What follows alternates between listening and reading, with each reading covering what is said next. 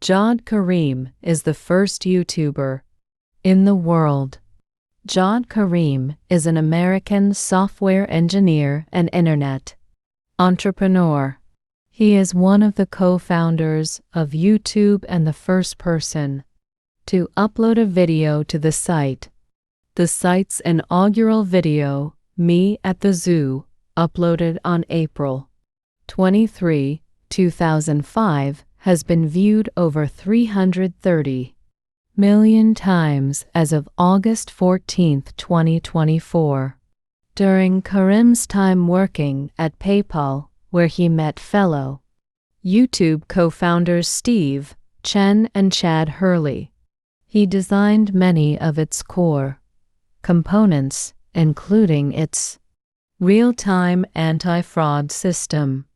His father Namul Karim is a Bangladeshi who is a researcher at 3M.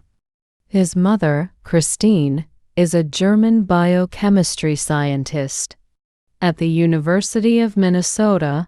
He was the elder of two boys.